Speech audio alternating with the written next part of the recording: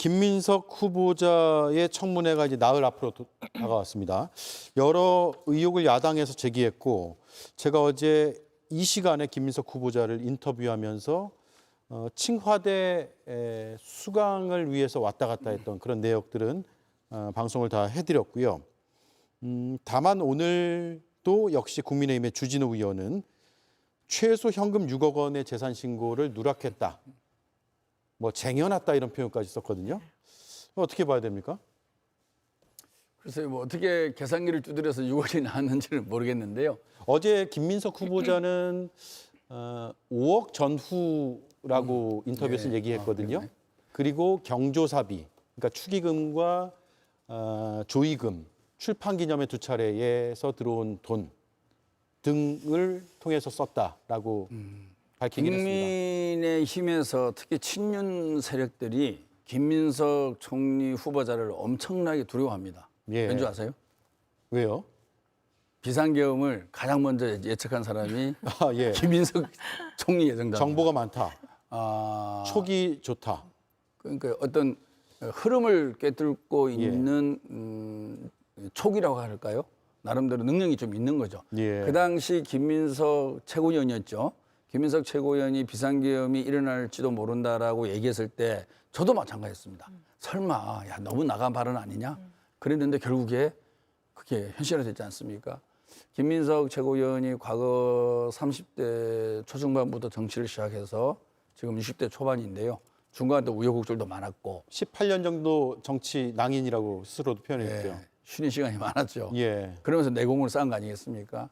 나름대로 갖고 있는 시대를 잘 읽는 그런 마인드와 그다음에 감각 그리고 전략적 판단 그리고 그것을 잘 정리한 깔끔한 워딩 이런 것들이 사실 국민의힘에는 상당히 부담이 될 겁니다.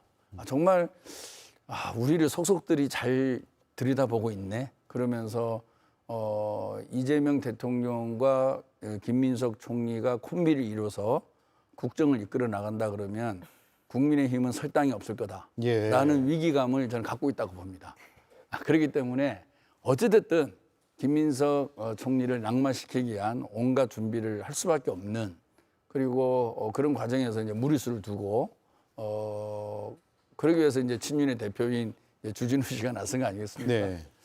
이제 사실 재산 관련 부분은 제3자가 언급하기 참 어려운 부분입니다. 우리가 정확하게 모르니까. 그렇죠.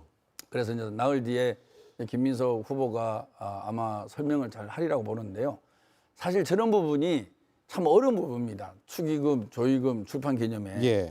사실 이제 우리가 축의금, 조의금은 푼돈 나가는 거 아니겠습니까? 푼돈 나가고 또 이제 상을 당하거나 경사가 있으면 이제 목돈이 들어오는 거고 저런 부분들이 참 현실적으로 재산 신고를 어떻게 할 거냐 이런 부분들이 참 어려운 부분이에요. 어려운 부분이죠. 예, 그리고 솔직하게 그거는 여든 야든 그다음에 재산 신고의 대상이 되는 모든 분들이 겪고 있는 고민이죠.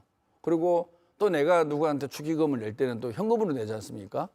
이런 부분들이 사실 참 일일이 기록하기도 어려운 부분이고 네. 저런 부분들이 어느 정도까지 정치권에서 양해가 되면서 서로가 이해를 할 수 있는 부분인지 특히 한두 해가 아니고 수년간 길어졌을 때는 참 이게 어려운 부분이 있습니다. 네. 그런 부분들을 아마 김민석 후보 본인이 아마 설명을 하리라고 보는데요.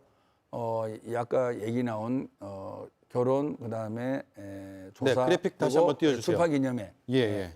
모두 다 돈이 이제 오가는 부분이 있는 거죠.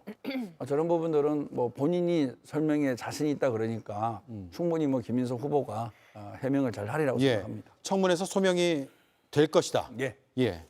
저는 이거 핵심은 김민석 후보자의 태도에 있다고 생각을 태도요? 해요. 네. 네. 말씀하신 대로 출판 기념회, 그다음에 조의금, 경조사 비용 등은 뭐 세금이 신고하지 않는 경우도 많기 때문에 김민석 후보자 같은 경우에 뭐 안 할 수 있다고 생각을 합니다. 저는. 그리고 제가 국회의원 할 때 국회에 있을 때 또 그런 분들을 많이 봐왔고요. 그런데 문제는 재산 신고에는 현금을 안 했잖아요. 재산 신고에 누락된 거는 맞죠. 이제 그런 부분들은 법적으로 문제가 없지만 그리고 세금을 탈루한 건 아니지만 어쨌든 해야 하는 재산 신고에는 제대로 된 규정을 안 지킨 거는 맞지만 그 부분에 대해서는 송구스럽다라는 예. 발언을 해야 된다고 생각을 하고요. 또 하나는 그 칭화대 석사 논문 관련인데요. 이제 문제가 되니까 그거 가지도 않고 수업도 듣지 않고 논문 그냥 어떻게 해서 위조로 쓴 거 아니냐라는 비판이 나오니까 이제 출입국 기록을 갖다 보여주지 않았습니까? 왔다 갔다는 할 수 있어요. 그런데 그 정도 해가지고 외국에서 박사는 아니지만 물론 석사 학위를 받는 게 쉽지는 않습니다. 또 원어로 쓴 중국어로 쓴 논문인데요. 그게 쉽지 않은 상황인데 이렇게 논문에 대해서도 뭐 하나의 문제 없다. 내가 그만큼 능력이 있다라고 해서 과시하는 모습들을 보이는 것들. 그래서 이건 저만의 생각이 아니라 민주당의 원로분들도 언론에 나와서 그렇게 말씀하시더라고요. 그러니까 김민석 후보자에게는 이런 태도가 있는 게 아닌가 싶어요. 국민의힘에서 지적했다.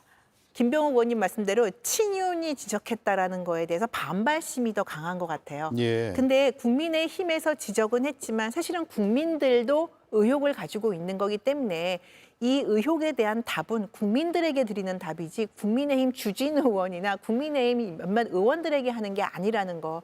그래서 분명히 의혹이 있거나 아니면 분명히 실수한 부분에 대해서는 사과를 하고 네. 죄송하다는 말, 송구스럽다는 이야기를 하는 게 전 중요하다고 생각합니다. 예, 알겠습니다. 재산 신고를 국회의원들 어떻게 하나요? 대체로 그 축의금 들어오고 그 주진우 의원 얘기대로라면 한 6억 원 정도를 집에 쌓아놓은 것처럼 표현을 했던데 이게 5년 동안이기 때문에 들어오는 말이 돈이 안 있고 또 되죠. 나가는 돈이 예, 있고. 그렇죠. 말이 안 되는 예, 거고요. 그래서 그러니까 뭐 만일에 이제 네. 출판 기념회나 이런 거를 해서 현금이 생기면 예.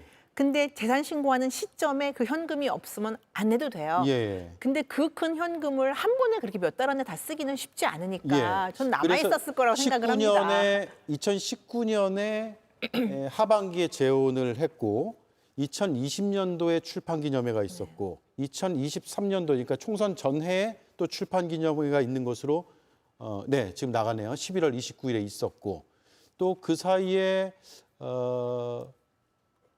네. 그렇죠. 그리고 조사도 있었고. 그래서 경조사와 출판 기념회 두 차례까지 있었는데 그 돈이란 게 들어오고 또 나가고 또 들어오고 나가고 하는 게 이제 누적되면은 5억 전후라고 김민석 후보자는 얘기하는 것 같고 국민의힘에서 이걸 마치 쌓아놓은 것처럼 6억 원이라고 얘기하는데 저런 돈이 들어오면 국회의원들은 다 재산 신고하나요? 이제 현금으로? 개인마다 다 다를 텐데요. 예. 저렇게 모든 국회의원들을 검증하기 시작한다 그러면 사실 출판 기념회 안 하는 국회의원들이 없을 겁니다. 예. 그리고 임기 중에 애사 경사가 생길 가능성도 많이 있는 거죠. 그럴 때마다 다 이제 현미경 잣대를 들이댈 수밖에 없는 겁니다. 출판 기념회 작년에 했는데 왜 올해 신고에 현금이 없어? 라고 얘기하면은 상당히 어려운 문제가 생기고요. 출판 기념회 한다 그래서 물론 개개인별로 차이가 있지만 또 출판사에 내는 돈도 있고 작가에 내는 돈도 있고 실제 남는 거는 또 사람마다 다 다를 수 있는 거 아니겠어요? 또 결혼 축의금도 마찬가지인 거고. 그래서 저런 부분을 일괄적으로 얘기할 수 있는 거는 참 어렵고 예, 본인의 예. 해명에 맡겨야 된다 생각하고요. 저는 이번 거를 보면서 사실 우리가 인사청문회를 어떻게 하는 것이 좋으냐 항상 얘기가 많이 나오지 않습니까? 그것이 법안으로 성안이 아직 안 되고 국회에서 논의를 안 해서 문제인데 사실 이 내란을 극복하고 처음으로 인준을 받는 총리이기 때문에 질문할 게 엄청나게 많다고 생각합니다. 예. 대통령과의 관계를 어떻게 설정할 거냐. 예. 지금 임시로 남아 있는 윤 정부의 내각과 어떻게 조화를 이루어서 한두 달 갈 거냐. 새로운 장관들은 어떤 분들을 제청할 거냐. 그리고 내란과 정치 보복을 어떻게 구분할 거냐. 경제 살리는 부분을 어떻게 할 거냐. 엄청나게 많은 정말 국정과제뿐만 아니라 대한민국의 미래를 위해서 차기 총리에게 던져야 될 질문들이 언론뿐만 아니라 청문위원들도 그런 부분을 정말 심도 있게 논의를 해야 되는데 지금 저 재산 형성 과정에 매몰돼 있다 보니까 예. 실제로 대한민국의 총리가 어떤 마음 자세로 어떤 일을 해야 되는지에 대한 생각들을 전 국민들이 못 하고 있어요. 저는 정말 전 국가적인 손실이라고 생각하고 하루라도 빨리 여야가 합의해서 이런 재산 부분, 개인사 부분에 대해서는 비공개로 하고 정말 대한민국을 어떻게 하면 잘 이끌어갈 것인가, 그에 관련된 지식과 능력과 자세가 되어 있는지 안 되어 있는지, 네. 그런 부분을 좀 청문회에서 집중 조명하고 국민들도 그걸 바라보면서 대한민국의 공직자가 어떤 자세를 가진 사람이어야 되는지라는 부분에서 판단하는 좀 그런 계기가 돼야 되는데 너무나 좀 아쉽습니다. 네. 저도 개인사 비공개로 진행하는 인사청문회법 저 찬성해요. 근데 이게 정권만 바뀌면 찬성했던 정당이 반대하고 네. 반대했던 정당이 또 밀어붙이려고 그러고 그래서 안 되는데 민주당이 지금 할 수 있는 상황인데 물론 국민의힘이 반대하겠죠. 국민의힘은 철저히 검증하겠다라는 이유. 그래서 저는 이 법 통과돼야 된다고 생각을 하고요. 그래야 더 좋은 인재들이 많이 등용될 수 있다라고 생각을 하고요. 하지만 이번은 아직 통과가 안 됐으니까 김민석 후보자 같은 경우에는 말씀하신 대로 국회의원들의 그 재산 등록 상황을 갖다 다 이렇게 일일이 하나씩 다 하게 되면 문제가 없는 국회의원 없을 거다라고 이제 말씀을 하시는데 저 같은 경우는 출판기념회를 안 했기 때문에 그렇게 현금을 받을 묻고 뭐 이렇게 해서 할 일은 없었지만 아까 말씀하신 대로 굳이 따진다면 23년 11월 말에 출판 기념회를 했으면 24년도 초에 이제 후보 등록할 때 재산 등록을 하거든요. 물론 김민석 후보자 같은 경우는 그 전에 부채가 있었으니까 그 돈 갖고 부채 갚았다라고 하면 또 할 말은 없지만 그래서 원칙적으로는 다 등록을 해야 되는 게 맞는데 예. 안 된 거에 대해서는 아까 제가 말씀드린 대로 국민께서 죄송하다, 송구스럽다. 이 얘기는 충분히 할 수 있는 거 아니냐. 근데 계속 내가 뭐가 문제냐. 국민의힘 당신들이 더 문제지라고 하시면 이거에 대해서 궁금해하고 의혹을 갖고 계신 국민들은 어디서 그 답을 얻어야 되냐라는 걸 다시 한번 말씀을 드리고요. 저는 국민의힘도 좀 지나친 면이 있다. 말씀하신 대로 정권 초반에 지금 국무총리 후보자고 김민석 후보자가 워낙 그 이전에 국민의힘에 대해서 강공을 했던 정치인이기 때문에 더 그런 면도 있을 것 같은데요. 저는 아무리 그래도 전에 같이 살았던 배우자에 대한 뭐 증인 신청이라든지 네. 그분의 직장 생활에 대한 의혹이라든지 이거는 좀 너무 나간 거 아닌가 저는 그렇게 생각합니다. 네.